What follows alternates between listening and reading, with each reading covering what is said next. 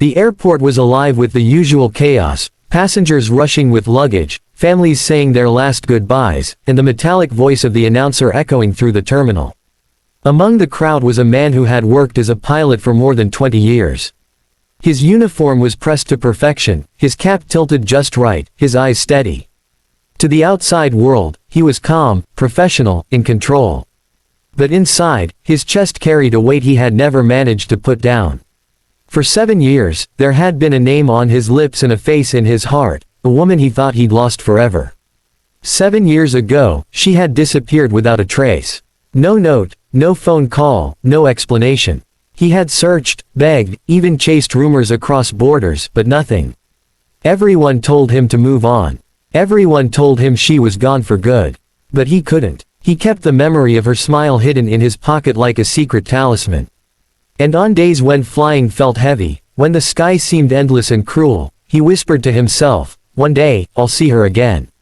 On this particular flight, everything seemed ordinary. The crew greeted passengers, the attendants checked seatbelts, the engines hummed with power.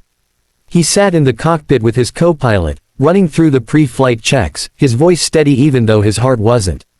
Takeoff was smooth. The plane cut through the clouds, climbing toward the heavens. He leaned back, adjusted his headset, and let the rhythm of the flight take over. But halfway into the journey, as they crossed above endless ocean, his body betrayed him. A sudden, crushing pain gripped his chest.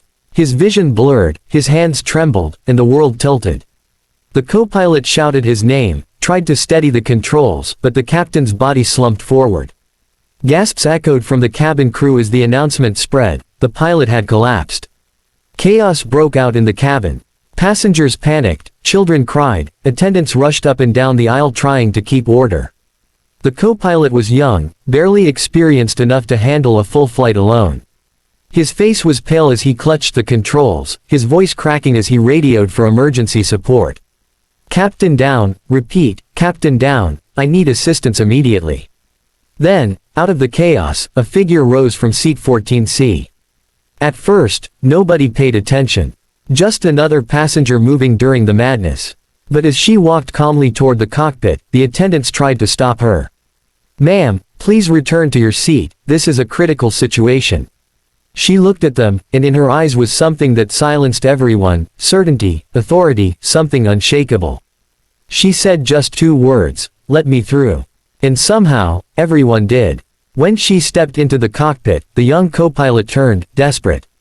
"We've lost the captain, I can't do this alone." And that's when she said it. The words that froze the entire cabin crew.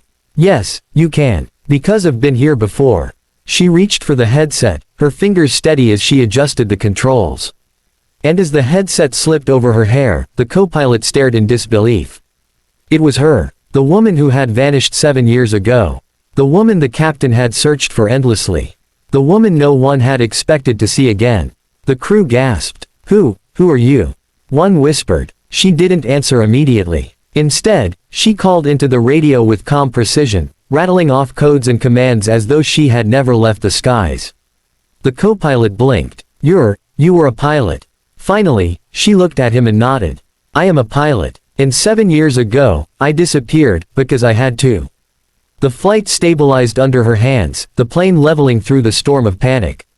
In the cabin behind her, silence spread as passengers whispered and tried to understand what was happening. The unconscious captain lay in his chair, and beside him, the woman he loved but lost was back, guiding the very plane he had collapsed in. As the radio crackled with instructions from the control tower, she kept her eyes fixed on the horizon. But inside, memories roared louder than the engines. 7 years ago, she had walked away from everything, her family, her career, even the man she loved. Nobody knew the truth, that she had been forced into silence. That she had been carrying a secret so dangerous, it could have destroyed them all. And now, fate had brought her back, not in whispers, not in dreams, but in the cockpit of a plane with hundreds of lives depending on her. The co-pilot stared, his voice shaking. But why now? Why here? She glanced at the unconscious man beside her, his face pale, his body weak. And her voice broke for the first time. "Because the man lying next to me is the reason I became a pilot in the first place." And if I don't save this flight, if I don't save him, then these 7 years of silence mean nothing. The passengers didn't know her story yet. They didn't know why she had left. But as the plane sliced through the skies under her command, they began to understand one thing: this was no ordinary woman. And when the captain finally stirred, groaning, trying to lift his head, his blurry eyes focused on the figure beside him. At first, he thought he was dreaming. He whispered her name, his voice cracked with disbelief. She turned, tears glistening in her eyes, and whispered back, "I'm here." For the first time in 7 years, their eyes met.